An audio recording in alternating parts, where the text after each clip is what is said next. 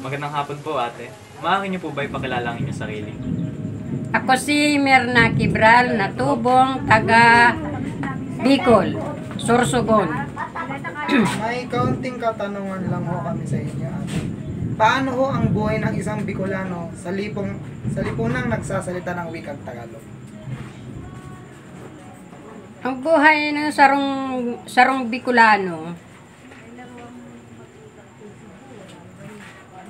siguro naman bago naman kami nakadigdi sa Katagalugan, nakapag-adal naman kami bago kami nagdigdi. Nakatapos naman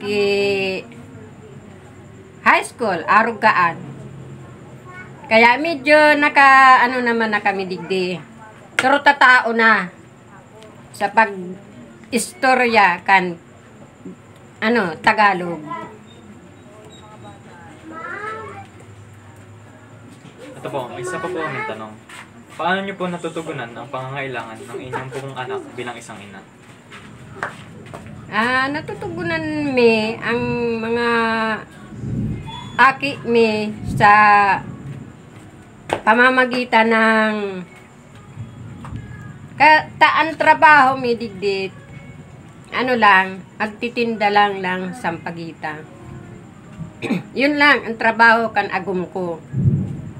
Magtinda lang ng sampagita. Nakaka-abdo naman. Ano po ang may papayo ninyo sa mga kabataang nagsasalita ng ibang lengguwahe na nahihirapang makisabay sa lugar na Tagalog ang pangunahing wika? Sige. Ang masasabi ko lang sa mga kabataan, ngunyan, para maadala ninda ang mga iba-ibang lingwahe, kaipuhan, pag-adala ninda, puon sa pinakamababa, sundo sa pinakamataas, diit-diit sana.